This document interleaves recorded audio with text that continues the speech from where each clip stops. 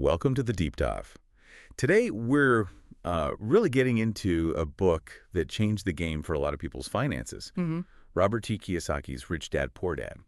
Came out back in '97. A long time ago now, but still so relevant. Totally. It's, a classic in personal finance, self-help. And it really hangs on this one core idea. The poor and the middle class work for money. The rich have money work for them. Yeah, that line hits hard. It really does. So our mission today, let's unpack the key takeaways, explore those contrasting mindsets Kiyosaki presents, look at why it's so motivating, but also, touch on some of the criticisms. You definitely need that balance. Yeah. What stands out to you first about why this book just keeps sticking around? It's fascinating, isn't it? I think for many, it's less like reading a normal finance book and more like a fundamental rewiring, a paradigm shift almost. Right. And Kiyosaki does this brilliantly with the two dads narrative. You've got his actual father, the poor dad, highly educated, traditional career, valued job security, academic achievement. Basically, the path we're often told is the right one. The safe path. Exactly. And then there's the rich dad, his friend's father. Very different background, little formal education, but a business owner. And this dad emphasized practical stuff.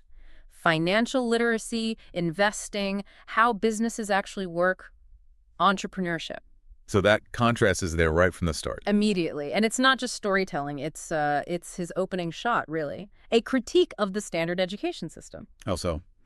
Well, he basically argues that schools maybe unintentionally train people to be good employees, not necessarily, financially savvy entrepreneurs or investors. So they teach you how to work for money, not how to make money work for you. Precisely. He'd say they fail to teach really essential money management skills. That critique does stick with you, makes you think about what's missing from, standard schooling. Yeah.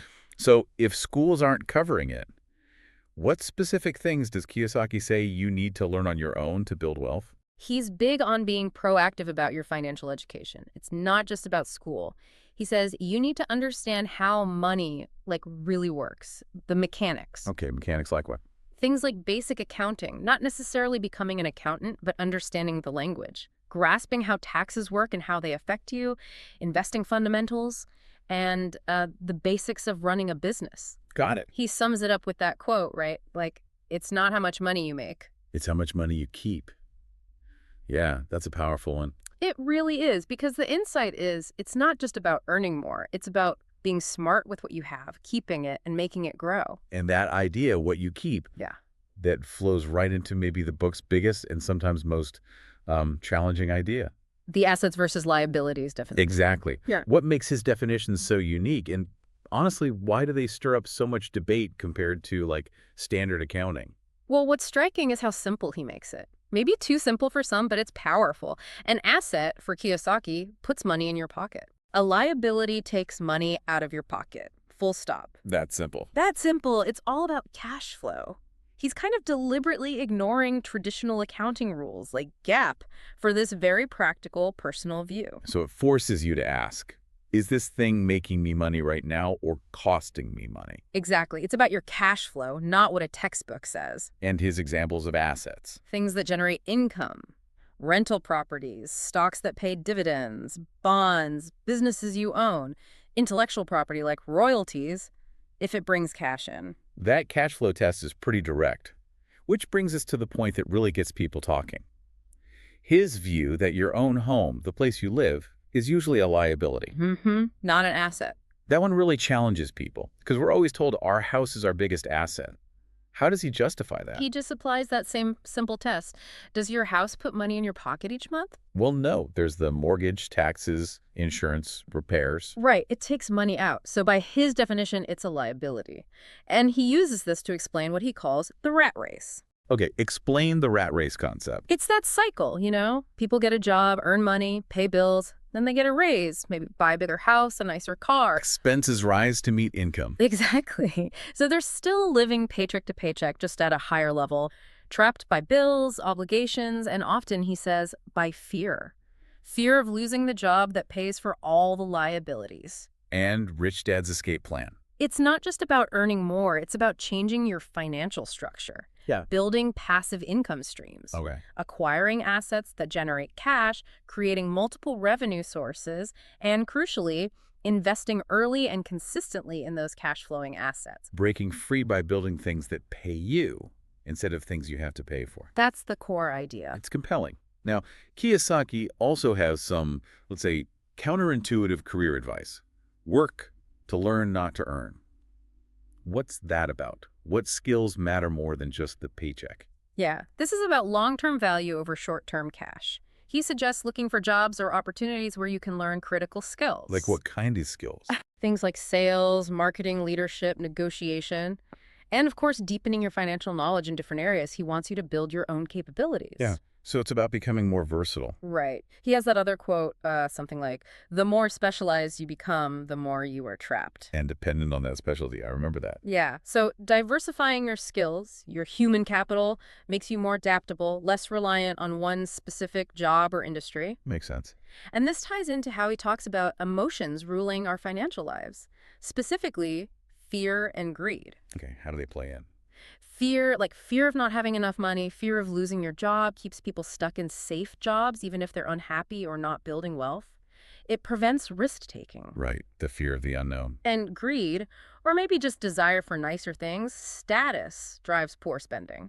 Buying liabilities on credit, keeping up with the Joneses instead of investing. So these emotions cloud judgment, basically. They can totally derail your financial progress, he argues, blind you to real opportunities. It's one thing to say control your emotions, but how does he suggest people actually do that? When you're faced with, say, fear about bills or the temptation to buy something shiny, any practical tools? He doesn't really give like a 5-step plan for emotional control. It's more about mindset shift again. Yep. Rich Dad teaches him to see those emotions, fear, greed, as signals, internal data points, not commands. So recognize the fear, but don't let it paralyze you. Exactly. See the fear of job loss not as a reason to cling tighter, but maybe as motivation to learn something new, find an opportunity, build an asset on the side. And greed. Instead of letting desire drive you to buy, say, a fancy car you can't afford, redirect that energy. Focus on acquiring an asset that will eventually pay for the car through its passive income. So channel the emotion into productive action, not reactive spending or staying stuck. That's the essence of it. Using emotions as fuel for financial strategy, rather than letting them dictate your moves. That's a really useful way to think about it. Okay. Okay, so we've covered the core ideas, the psychology. Let's shift gears a bit and look at the book's impact and reception. What are its biggest strengths, the things people consistently praise? Well, the pros are pretty clear, I think. First, the language is just so simple and relatable. It makes these ideas accessible. Even if you've never thought about finance before, that's huge. Definitely lowers the barrier to entry. Faftigan, it's incredibly motivational. People read it and feel genuinely inspired to, rethink money and take action. It lights a fire under you. It really can. Third, it directly challenges conventional wisdom about homes, jobs, school. That can be really liberating for people feeling stuck in the traditional path. And lastly, it really emphasizes action. Start small, learn, make mistakes, but do something. Think bigger. Okay, those are strong positives, Mm-hmm. but it's definitely not a book without controversy or criticism. What are the main cons people point out? Yeah, it gets its share of flack. A big one is the lack of concrete step-by-step advice. It's very motivational, less instructional. More why than how. Exactly, which frustrates readers looking for a detailed plan. Then some advice is seen as controversial or, frankly, risky. Critics say jumping into real estate or business isn't realistic or wise for everyone, especially without capital or experience. Right, the risks aren't always fully explored. And accountants or economists often push back hard on his definitions of assets and liabilities. They argue they're oversimplified and clash with standard financial principles. Could even be misleading if you don't grasp his specific cash flow context. The terminology clash. And another point, especially with later books and his whole brand, is the tendency towards self-promotion. Lots of marketing for seminars, courses, other products. Okay, so it's important to be aware of those criticisms. Given all that, who does this book really resonate with? Who's the ideal reader? I'd say it really clicks for a few groups. Beginners in personal finance, definitely. Teenagers, young adults starting out, people who feel stuck in the paycheck-to-paycheck cycle and are looking for a way out. And aspiring entrepreneurs, people who want to build something beyond just having a job. It gives them a different mental framework. So pulling it all together, the verdict seems to be, Rich Dad, Poor Dad isn't your detailed investment textbook. Not at all. It's more like a powerful gateway book, something that kickstarts your thinking, maybe makes you question everything you thought you knew about money. Yeah, reshapes how you think about money is a good way to put it. It encourages you to ask entirely different questions. And that feels like the main takeaway from our deep dive, doesn't it? The core message isn't some secret investment trick. No, not really. It's about cultivating this fundamentally different mindset about finance, work, and wealth. Absolutely.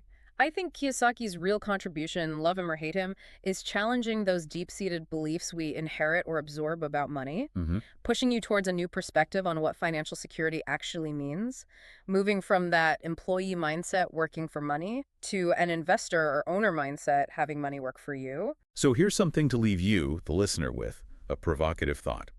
What if you applied Kiyosaki's simple asset liability lens? Does it put money in my pocket or take it out? Right, that question.